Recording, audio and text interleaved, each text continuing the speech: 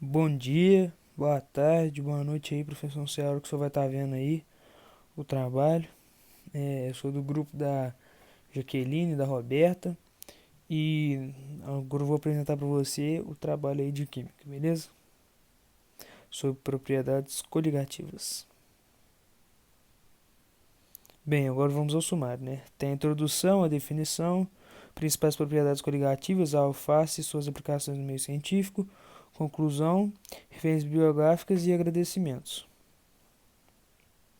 Introdução. As propriedades químicas e físicas dos materiais dependem de substâncias que os compõem. As propriedades das substâncias dependem da natureza das forças intermoleculares. E foi a introdução.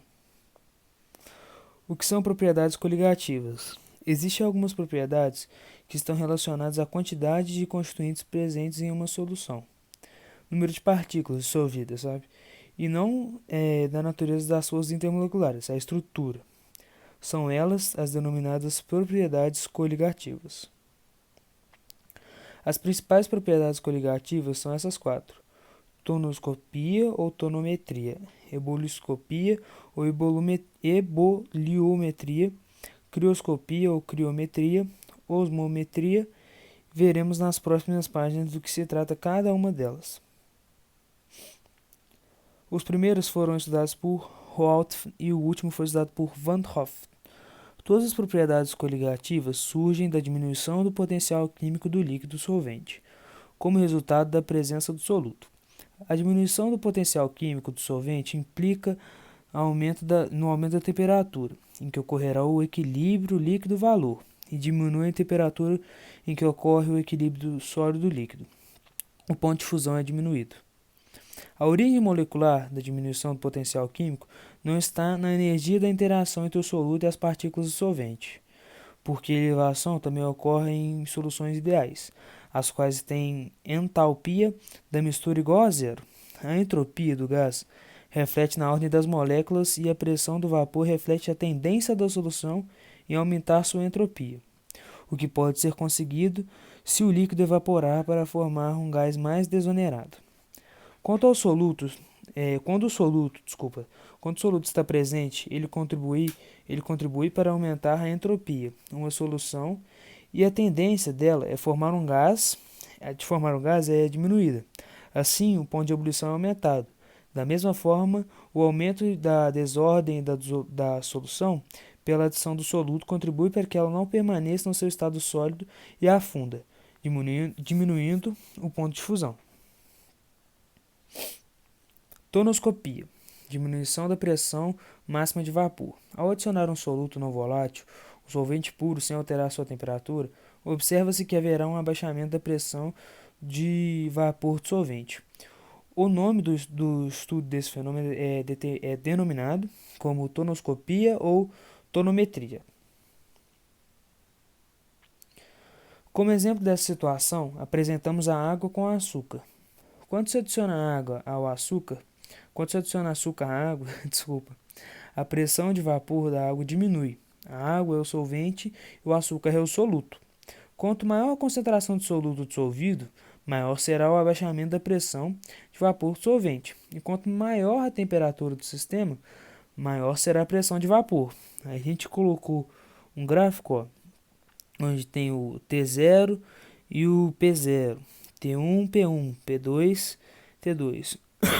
Aí, ó, ali você tem ali entre o P1 e o P2 solvente puro e a solução. Aí depois na solução 1 e depois solução 2.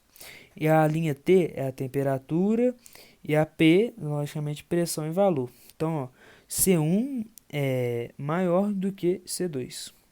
Só um gráficozinho para ilustrar. Tonoscopia.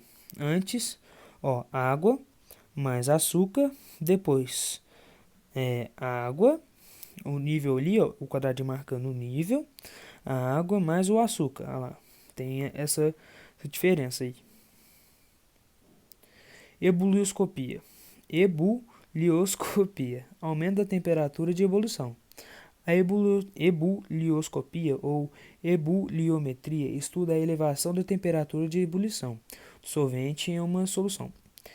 é quando existem partículas insolúveis em meio ao solvente. Sua fórmula é ΔTe, que é igual a TE2 menos TE. TE é a temperatura de ebulição da solução e TE2 é a temperatura de ebulição do solvente. Exemplo de ebulioscopia.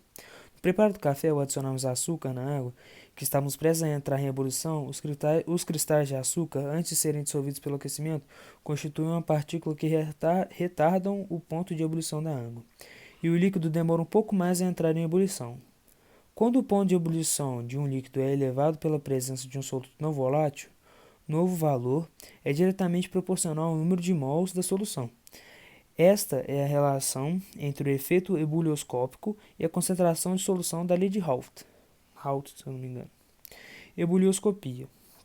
Aí ó, tem um sisteminha onde você coloca a pressão atmosférica, mas a pressão da camada líquida pressurizada e o líquido em ebulição. Ali está o P0.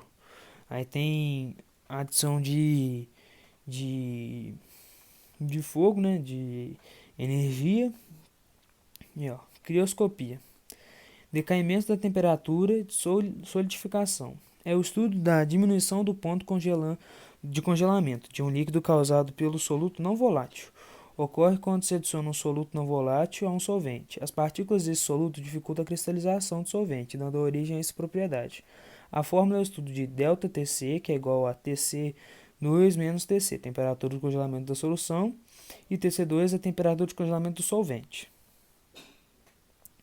Um exemplo que encontramos é ao colocarmos água pura e suco de frutas para congelar. O suco congela só depois.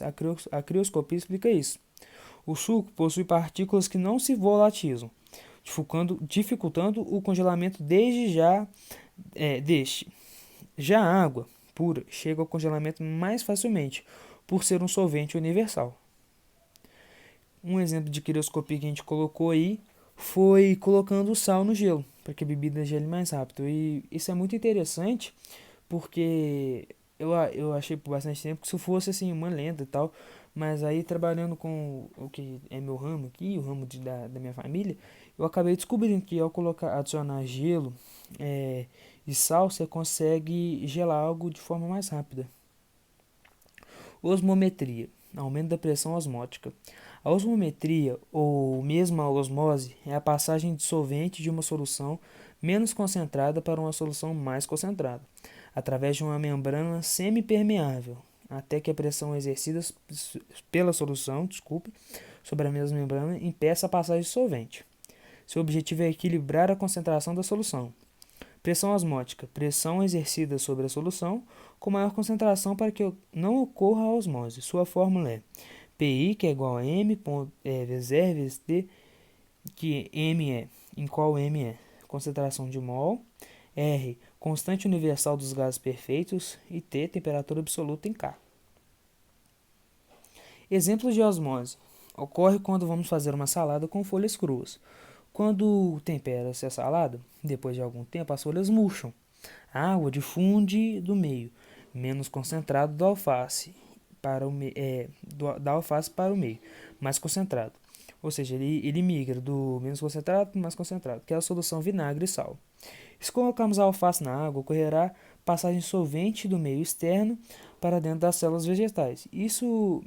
Com isso, a alface fica mais vistosa, fica mais bonita, né? Aprofundando neste exemplo tão comum do cotidiano, pesquisei nele com meio científico como e por que ocorre a osmose. Teremos já baseado nos estudos de um experimento. Ao colocarmos a alface na geladeira por maior período, como um dia, ela se murcha. A folha perde água na geladeira devido ao fluxo de ar frio e seco no seu interior, fazendo essa desidratação. Retirando essa alface murcha e afogando em uma vasilha com água pura e deixar por um tempo, como 2 horas. Notaremos que ao colocar a folha desidratada em água, ocorrerá a difusão desta para o interior das células da folha, que se constrói no meio hipertônico, com maior concentração de solutos do que a água, ocorrendo a osmose. Outro exemplo é ao temperar a alface, quando adicionamos sal e vinagre nesta folha. A folha se desidrata, murcha, a folha murcha devido ao sal adicionado nela, né? O interior das células do alface tem menor concentração de soluto em relação ao sal colocado sobre a folha. A combinação do sal com a umidade do ar proporciona que esse meio seja hipertônico em relação ao anterior das células de alface, fazendo com que a água se difunda para fora da folha, ocasionando tal aspecto. Esse experimento também pode ser observado após algum tempo que a salada foi temperada. Osmometria: sal na alface que com o tempo desidrata. Né? Aí a gente tem o antes, né, da alface, e a gente tem o depois de adicionar o sal nela. Reidratação da alface, que é você jogando a água no alface que já está desidratado devido ao sal e outros solutos. Conclusão: concluímos que as propriedades coligativas estão presentes em várias situações do nosso cotidiano. Tem várias aplicações, práticas científicas e são utilizados com determinações diferentes, com diferentes propriedades das substâncias. Referências bibliográficas. Aqui está as referências que a gente tem. Tem também o livro, né, que a gente usou para fazer. E a gente